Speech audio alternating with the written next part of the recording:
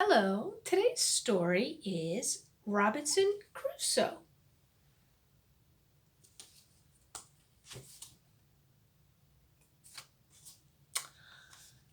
A long time ago, a merchant's wife gave birth to a beautiful baby boy named Robinson Crusoe. His father, a clever man, tried to convince his young son to study, but Robinson yearned to spend his life at sea.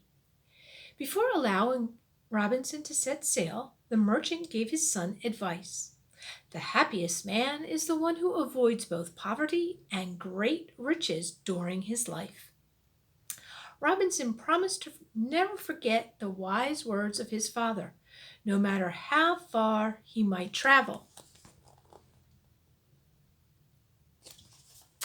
Robinson first headed to London, where he came across a ship with a captain who promised every member of the crew a chance to earn his fortune. Robinson, forgetting the promise he made to his father, jumped aboard.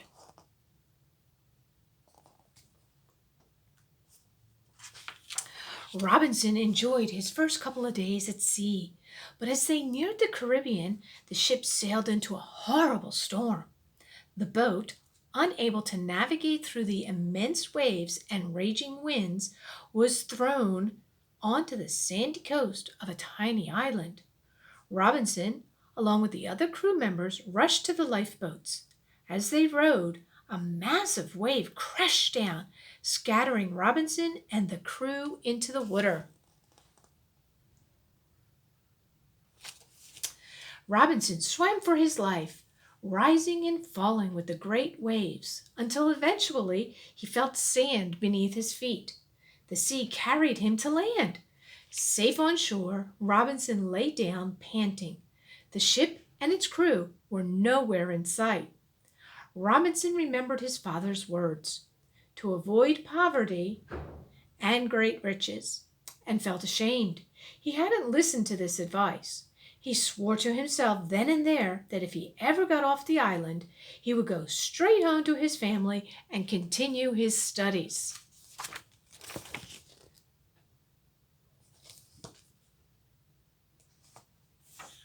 For now, Robinson shook the sand from his clothes and set off to explore the island. Down the beach, he stumbled upon the remains of the shipwrecked vessel. He found food and fresh water in the galley, as well as clothes and weapons. He also found Rex, the captain's loyal dog. The ship's deck was strewn with pieces of wood that had broken during the storm. Using the wood and ropes from the mast, Robinson made himself a raft big enough to carry all his treasures back to the bay. With his newfound supplies secured, Robinson pushed the raft away from the pillaged shipwreck. Just then, he was splashed with water from behind. It was Rex. The dog jumped into the water and was swimming towards the raft. "I guess I won't be alone on this island after all," Robinson said to Rex. "Welcome aboard." Over the next few days, Robinson unloaded the goods onto the beach to take stock of his supplies. They had plenty of food and water, but still nowhere to sleep. Robinson dismantled the raft and dug the biggest logs into the sand. Then he went into the forest to chop down trees.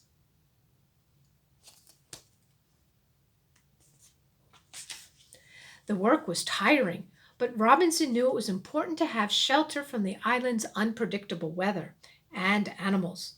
Before long, he built a small but sturdy cabin to sleep in. Exhausted, he fell asleep with Rex curled up beside him.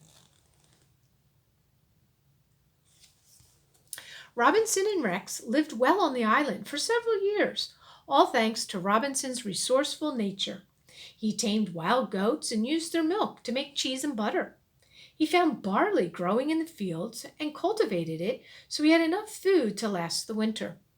He also befriended a parrot that he named Poll and taught it to speak.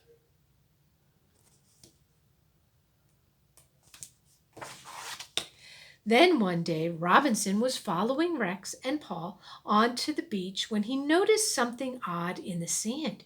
It was a large footprint, a human footprint. Robinson froze, suddenly full of fear. He scanned his surroundings and listened intently for sounds of strangers in the distance. He was considering turning back to his cabin when he heard noises from further up the beach. Curious, he crept forward and peered over a large boulder. In the distance, Robinson saw a young boy surrounded by a group of warriors.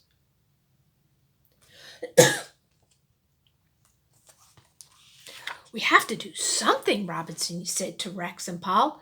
Rex sprang towards the warriors, barking.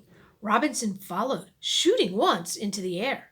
Startled by the loud noises, the warriors ran back to the boats, leaving the boy behind. Robinson brought the boy back to his cabin and fed him some bread and fruit. As the boy ate, Robinson decided his name should be Friday, the day their paths crossed. In no time at all, Friday became Robinson's loyal companion.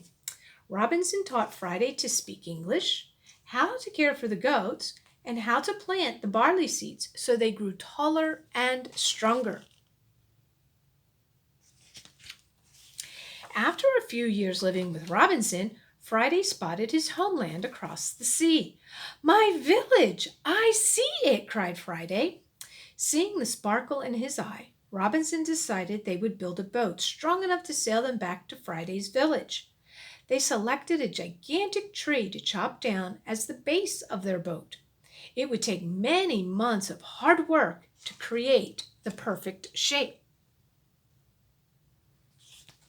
Then, one morning, as Robinson sat on a hilltop scanning the sea for passing ships, he spotted both a ship and a rowboat in the distance.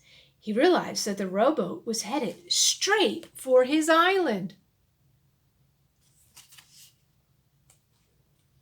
In the rowboat were sailors from the ship, but they didn't look like they wanted to simply explore the island. They had the captain tied up. They were mutineers who wanted to leave the captain on the island and take control of the ship. With help from Friday, Rex, and Paul, Robinson managed to release the captain and tie the mutineers up instead. The only problem, the captain told them, was that there were more mutineers on the ship, and they had locked up all his loyal crew in the brig. Robinson and the captain made a deal. If Robinson and Friday recovered his ship from the mutineers, the captain would grant them free passage to England as a reward. So Robinson and Friday came up with a plan.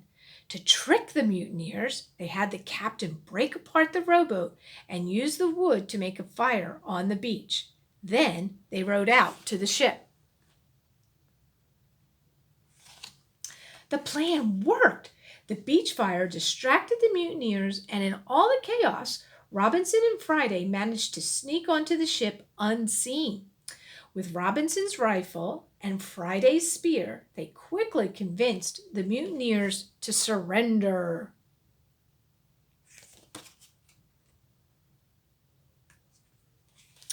After tying up the last mutineer on deck, Robinson and Friday hurried downstairs to release the ship's crew. The sailors were in shock. They couldn't believe that a castaway and a young boy had rescued them, but they were ecstatic to see their captain safe and sound.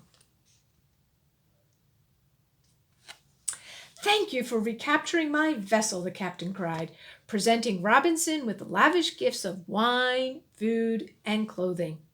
Robinson, remembering his father's wise words to avoid both poverty and great riches, graciously accepted the gifts after years of surviving on the remote island. At that moment, he could think of nothing better than new clothes to wear, delicious food to fill his stomach, and free passage aboard the ship. As they set sail, Robinson, Friday, Rex, and Paul waved goodbye to the island before turning to face the vast sea ahead. Together, the friends were ready for their next adventure, a sea voyage to England. The end.